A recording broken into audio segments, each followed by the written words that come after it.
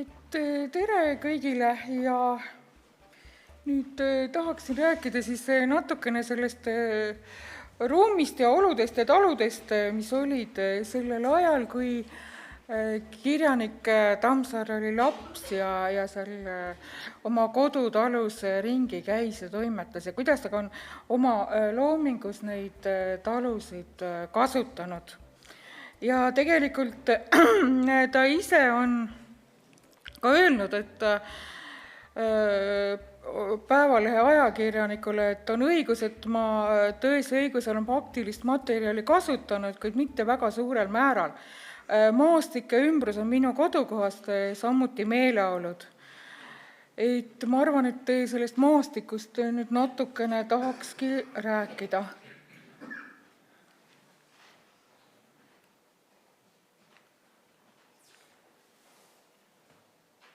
Nii, ta peaks edasi minema.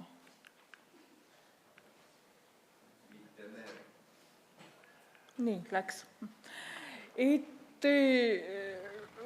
romaanis on ju tegelikult palju talusid, palju talu nimesid ja kirjanik, kui ta laps oli, eks ta ikkagi natukene seal ümbruses, kodutalu ümbruses ringi vaatas ja ta on osavalt need talud paigutanud ka romaani. Ja kunagi töötas Tammsaare muuseumis teadurina Asto Sööt. Ta oli väga suur uurija ja tema on ka mitmeid artikleid sellest kirjutanud nende talude kohta. Ta on uurinud talude elanike kohta, mitu põhjalikku uurimust teinud.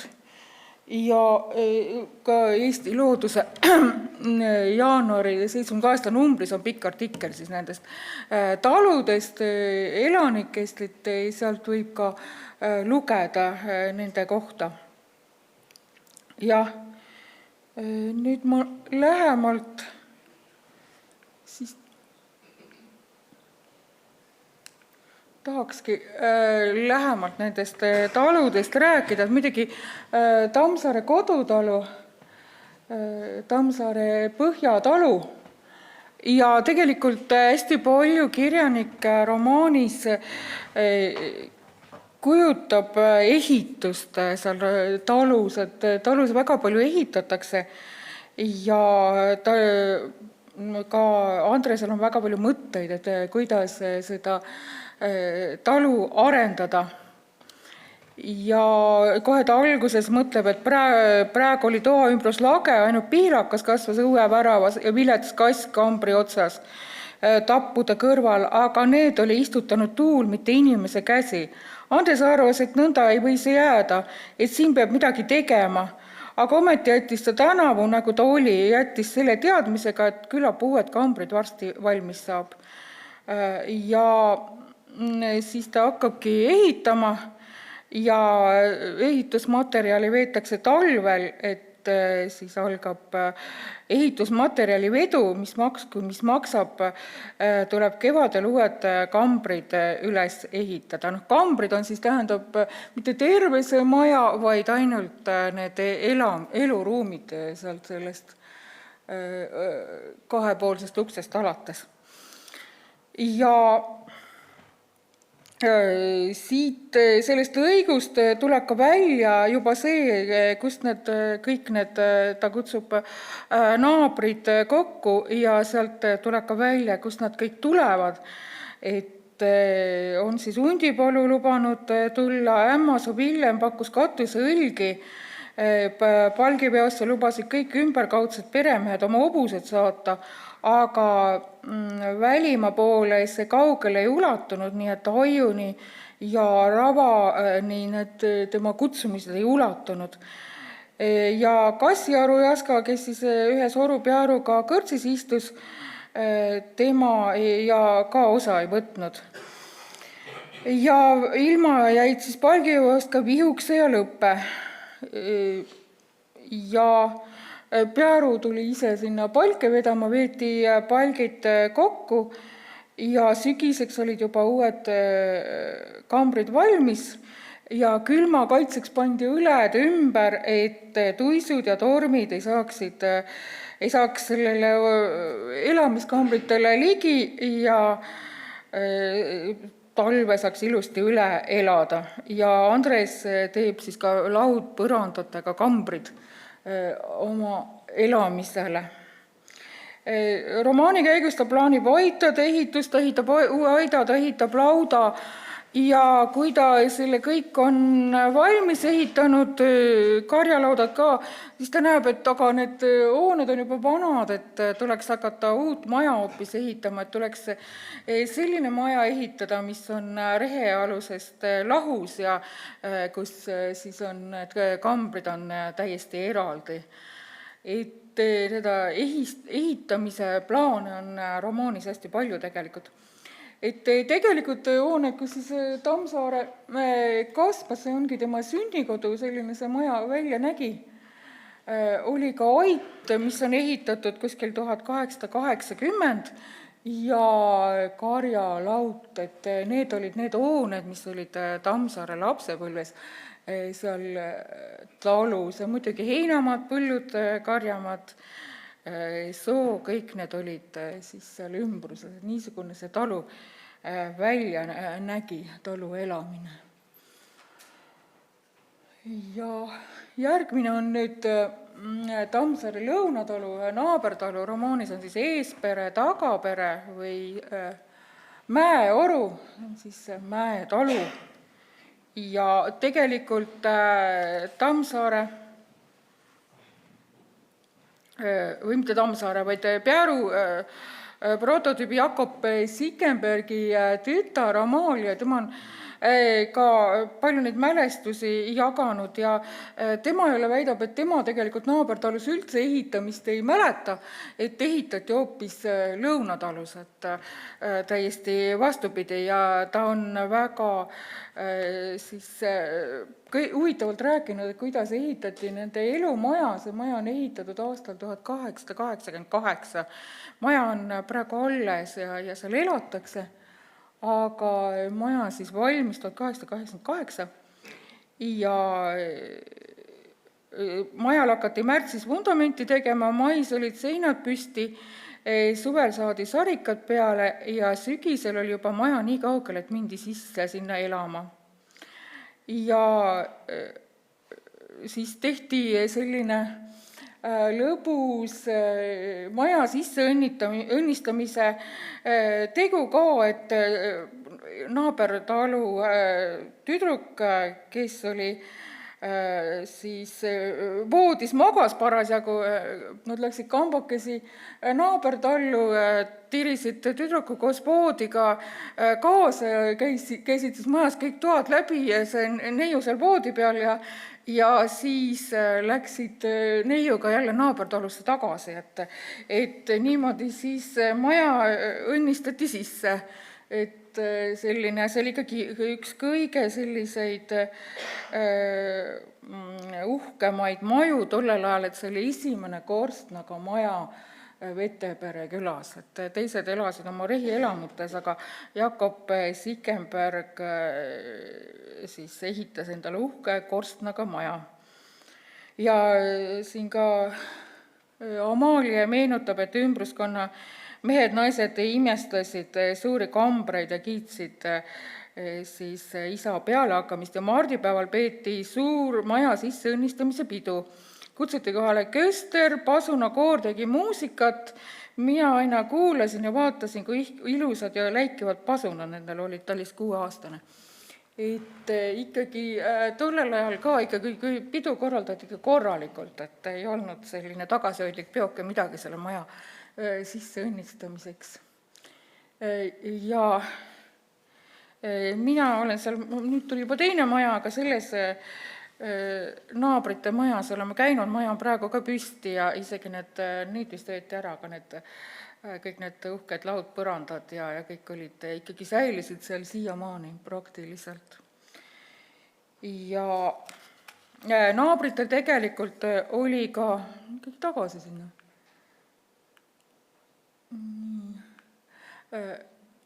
Naabritel oli tollel ajal veel ka rehielamu, et seda ei kasutatud elumajana, aga see rehielamu oli alles kuni sõjaajani, et siis see köeti ära, aga enne seda 1938. aastal näiteks Tammsaare käis oma perega siis seal Tammsaare Põhjatalus ja ta oli külastanud ka Lõunatalu ja Tammsaare abikaasa Keete läks rehielamusse, tal oli väga meeldinud see rehielamuse lõhn.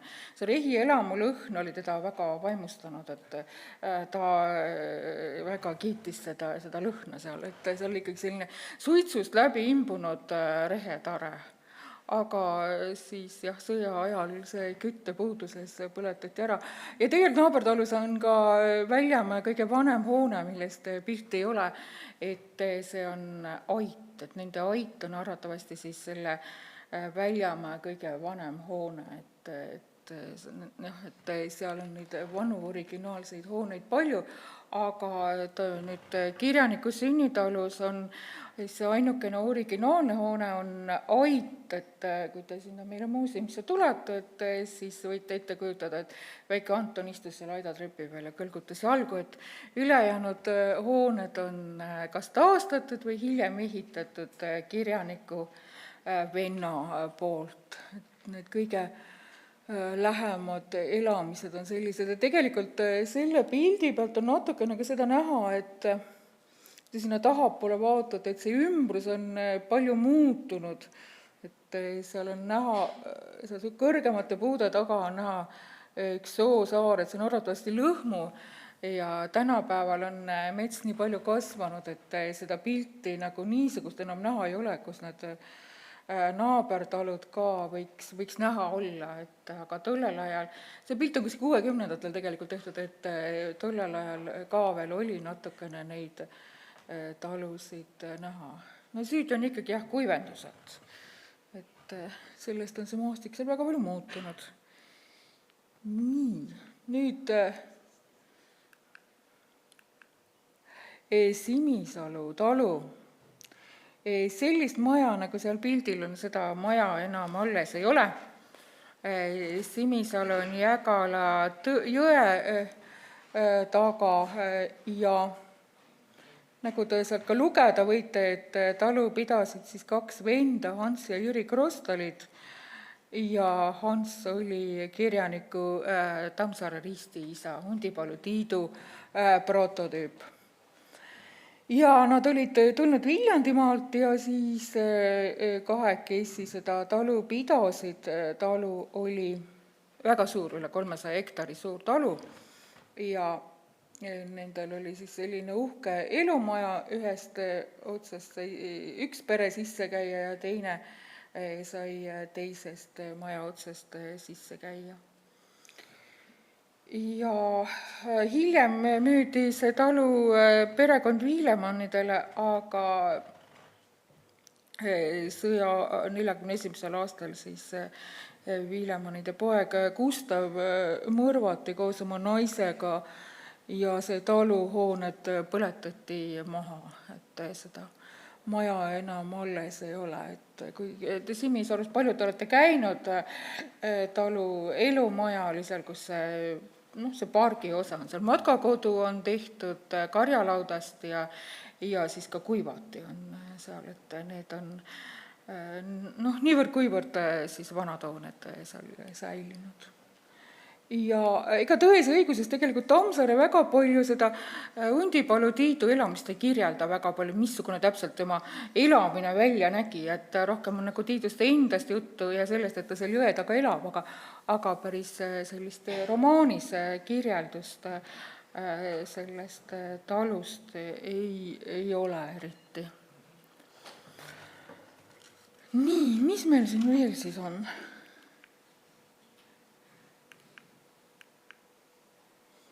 Nii. Siis muidugi soo, sild, jõgi ja raba, et tegelikult see raba asemel võiks öeldagi soo, et soo on ju tegelikult selline üldmõiste, et kogu seda nende maailma ümbritses soo ja enamus karjamaid, heinamaid, kõik olid sellised soised heinamad, karjamad, mis olid,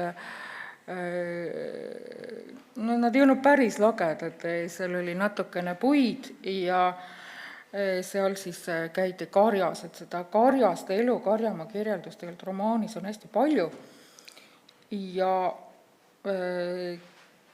lapsed kõik käivad karjas ja siin ka Tammsaare, ma natukene siin loen, et kui veistel kellu ja krappani klammastel kuljuseid kaelas poleks olnud, siis oleks võinud peaaegu arvata, et soos ei olegi kedagi muud kui aga poisid, kes kiiguvad laialadvalistel puidel või mõne tuiakama kaseharude vahel ja puhuvad pasunat, mängivad sõrmilist, huilgavad ja hõiskavad, nii et õhtu eeli vastu kaevad kauged saared keset mõõtmatut sood.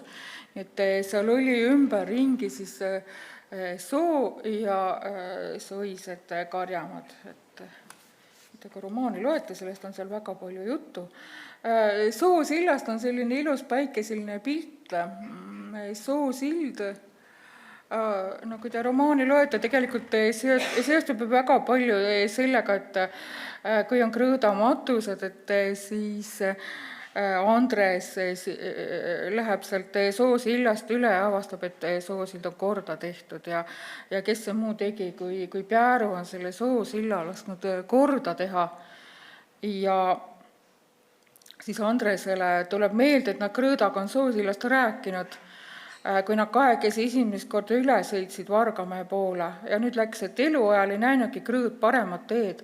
Ainult puusärgis sõites võis ta tunda, et Soosild oleks nagu siledamaks muutunud. Hea seegi, ja Andres ise näeb ta oma eluajal paremat silda, näeb seda puusärgiski ja ometi oli ta Krõõdale lubanud siin varsti tõllaga sõita 2 hobust ees. Et no ma arvan, kui teie sinna tulete, ega te väga ette ei kujutage, et missugune Soosild Tammsaare lapsepõlves oli, aga ta oli niisugune roigastest tehtud tee, et seal fotol on ilus kruusatee, aga seal oli 2 Soosaare vahel oli ikka väga niiske ja soine, et sealt läbi sõita, siis pandi sinna roikad, kaikad ja et sealt üle saada, ega kevadel, sügisel, see ei olnud sugugi kerge, et kevadel, sügisel ikkagi välditi neid sõite üle Soosilla, et kõige lihtsam oli ikkagi suvel ja talvel. Ja talvel muidugi kasutati ka väga palju taliteid, et neid siis oli seal ümbruskaudu väga palju taliteid. Ja jõge tegelikult Tammsaare väga armastab, et tal on seda jõe motiive on Tõese õiguses väga palju ja jõgi sillerdab ja jõgi on alati kuidagi selline hästi positiivne ja näiteks 5. osas ju Indrek läheb uisutama sinna lagedatele väljadele, et selline hästi meeleolukas kirjeldus on sellest ja mis mulle on hästi meeldinud, on see jõe kirjeldus, et kui nad lähevad jõe äärde heina tegema. See on nii väga müstiline tegelikult, et ta loob sellise müstilise meeleolu, et kui Vargamäe rahvas heinatööga jõe äärde jõudis, kihas kogu maa inimestest, aina luiskamine, aina välgatavad särgid põõsaste vahel, pilliroo ja kõrkrerägu taga. Õhtul tuled, palju tulesid ja tulede kohal pardais pajad poriseva supi või kartulitega. Aga kui sütele ilmub pekipann, siis pole muud kui aina nuusuta, sest mis on sealiha lõhna vastu angervaksade ja uimastavate jõerohtude lõhnad. Vesi jões on nii vaikne, et vaevalt märkad tema liikumist. Sulsatub lagedal kohal väike kala, lobiseb voolrohus ja kõrkmikus haug, kes püüab oma väiksemaid vendi, kuni langeb ise roaks mõnele suuremale. Kui huigatakse, siis huikab vaikne vesi nagu küünide suu läbi vastu. Tiirlevad pääsukesed, püüdes sääski poegadele küünipennil või roovilatil pesas.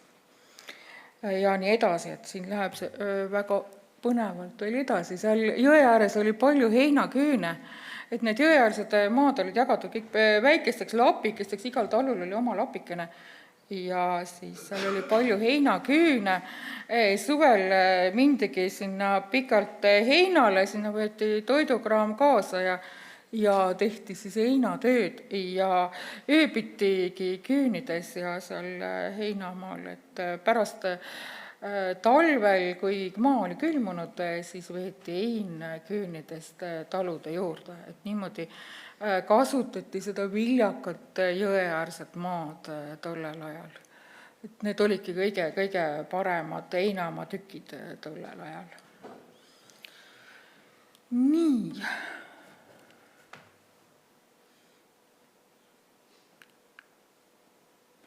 Nüüd on Kaarli talu. Kui te nüüd muuseumis käite või ka tulete laupäeval matkama, siis jalutate sealt Kaarli talust mööda, kui te teed mööda tulete, aga tegelikult te ei tea seda, sellepärast et seal ei ole praktiliselt enam mitte midagi. Seal on ainult üks põõsastik, natuke sirelipõõsaid ja üks maja, arvatavasti need, mis seal keskel on siis. Et seda talu kohta enam alles ei ole, aga see on nüüd natuke enne Soosilda. Et kui Paide poolt tulla, siis paremat kätt. Ja Kaarli talu tegelikult on Tammsaare kasutanud üsna mitmes oma teoses, et Kaarli talu on Tõese õiguses, seal on ta asemaa ja siis on Vanad ja noored, seal on siis romaani. Seal jutustuses on siis Kaarli talu kaas on Kadaka ja siis Tõsi jah, et seal siis ka. Et arvatavasti see perekond, kes seal elas, oli siis niivõrd tähelepanuväärne. Miks nad olid tähelepanuväärsed? Seal oli siis talu pidasid Jüri ja Leenu Kask ja nendel oli väimes Kaarel Liiv ja nende omavahelised suhted olid väga keerulised ja täpselt samuti nagu seal vanades ja noortes on, et vana ja noor pere üldse omavahel läbi ei saanud ja arvatavasti terve küla seda teadis ja Tammsaare ka mitmesse raamatusse selle pani, et nende väga keerulised suhted omavahel. Ja Tõsi jah, seal jutustuses on siis Teo Miku prototüübiks Juhan Ehrenberg, kes oli ka siis elas seal talus ja oli seal talus, aga need kaklevad olid siis nende perekonnanimi Kask ja Liiv. Ja Tõese õiguses on täpselt ka, et see naabri naine seal räägib, et mina olen Vasemelt, no ta räägib seda kohalikku murrakut, olen vanaperenaine, August tõi Minija koju, see on see noor perenaine, rahvas ikka hüüavad teda nõnda, aga ega ta ole mingi perenaine. Muidu niisama loodab ainult, et saab, kui mina ja vanamees eest ära kaome. Aga siin on ohjad ainult Vaadu käes, et ühesõnaga jah, see kogu see nende omavaheline suhtlus on siis mitmes romaanis kajastust leidnud. Ja seal oli ka Rehi elamu, nagu pildil on näha, ja siis laudtait, nagu ikka korralikus talus peab olema, et selline see välja nägi. Nii.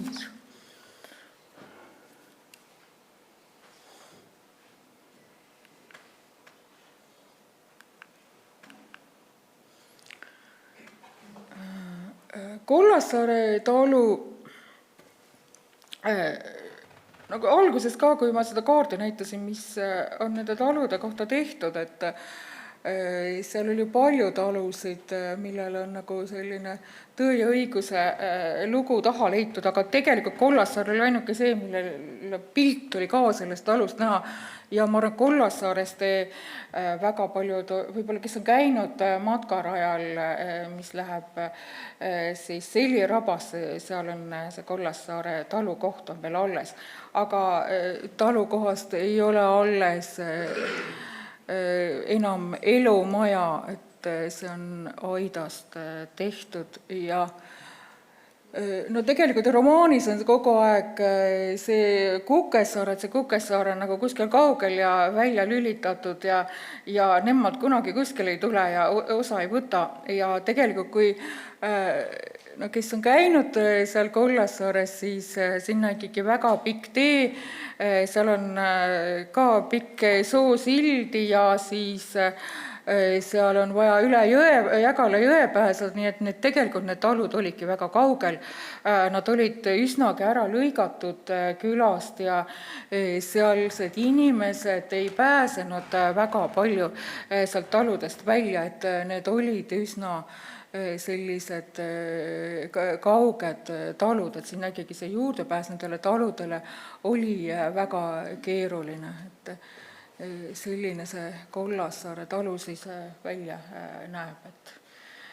No siin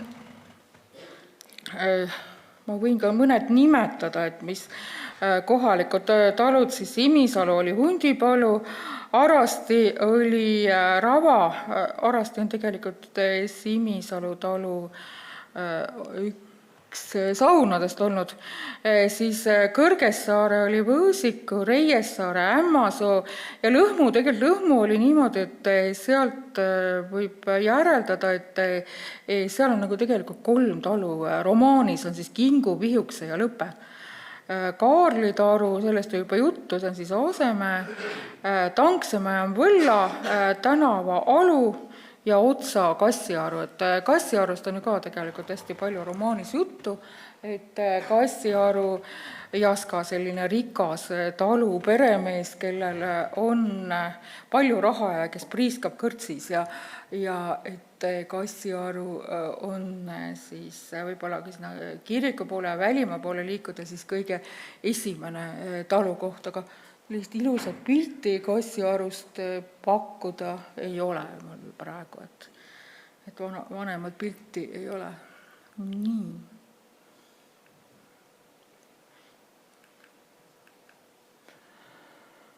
No kõik tähtsad kohad ikka romaanis, kirik, kõrts ja vallamaja ja nendes, no ma ei tea, kui palju nüüd Tammsaare lapsena sinna kõrtsi sattus, aga eks ta ikkagi seda kõrtsi nägi ja sealt mööda jalutas, et romaanis ka kirjeldatakse kõrtsid, seal on selline üldkamber ja saksakamber ja siis seal need peremehed käivad vallamaja, tegelikult oli 2 vallamaja, oli siis see vana vallamaja oli Albu lähistel ja siis 1896 ehitati uus vallamaja ja kirik, Järva-Madise kirik, väga vana ühelööviline kodakirik ja kirikus Tammsaare tegelased ju ka käivad ja lähevad jõululaupäeval kirikusse, et kirik on väga tähtsal kohal. Nii, palju nüüd veel aega on? 1 minut. Ja siis ma loen selle ette, et kuidas lapsed mõtlevad kiriku torni kohta, et nad mõtlevad, kui pikk see kirikutorn võiks olla. Et no see on jõulude ajal, et kui kuuseladvale paneks veel laua peale tooli peale rehealuse redeli, kas siis ulataks taeva? Redel ei seisa ju tooli peal püsti, kukub maha. Aga kui seisaks ja rehealuse redeli otsa seaks toaredeli ja toaredeli otsa laudaredeli ja laudaredeli otsa aidavaheredeli, kas siis ulataks taevasse? Ei, taeva ei ulata miski, taevas on kõigest kõrgem. Niimoodi siis nemad kujutasid seda kirikutorni, et ma ei tea, kes ulatab siis, kui kõik need redelid panna siis taevasse. Nii, et ma lühidalt rääkisin nendest paikadest, kus Tammsaare liikus. Aitäh, Siiri!